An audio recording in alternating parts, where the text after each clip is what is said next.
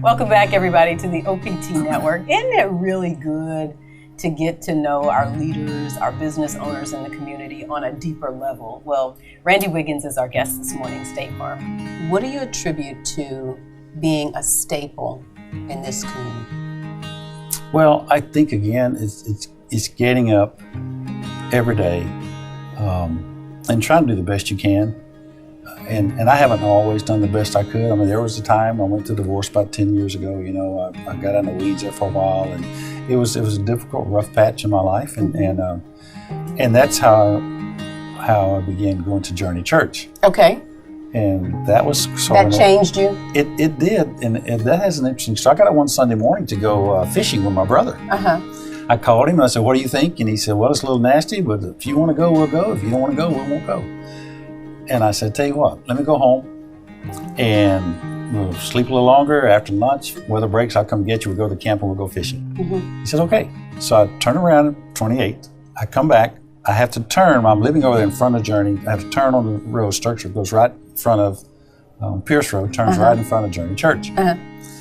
As I started to make that turn, I hear in my spirit, "You're going to go to church there this morning." I went home. I got dressed. When I walked in, I knew the first 2 minutes, that's where I'm supposed to be.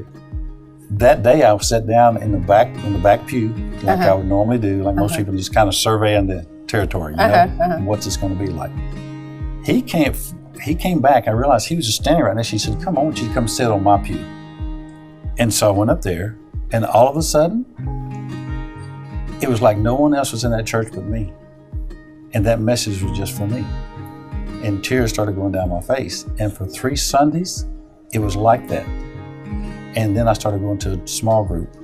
In this small group, I'm sitting over here quietly, not saying a word, and tears going down my face as God began to deal with me about a new direction.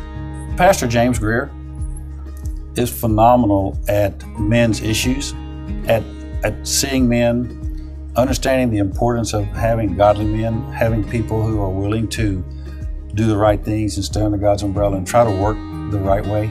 And he understands the potential and he sees it. If they can only unlock a few of those things that go on in our brain that lead us down the wrong roads. And he knew how to put me in the right settings, to make that leadership happen. settings to make that happen. And so he made sure for a few months that I was serious and that I was willing and open and workable. I'm serving as unpaid staff at Journey, and I get involved in leadership development and special projects. And how did that change your life?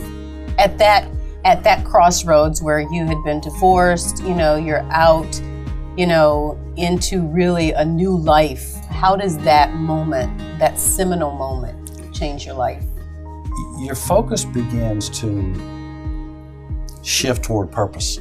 What is my real purpose? And the folks who can find their purpose. When did you tap into that? I think probably about 10 years ago, where I really began to. I knew there was a better life and there's a better way and I could do better. And so Brother James helped me get on that track, and I'll be eternally grateful to him for that. And so now my joy, I love doing my State Farm business, but I love my activity at Journey Church. Did you have to put down a lot of pride to do that? Absolutely. Absolutely.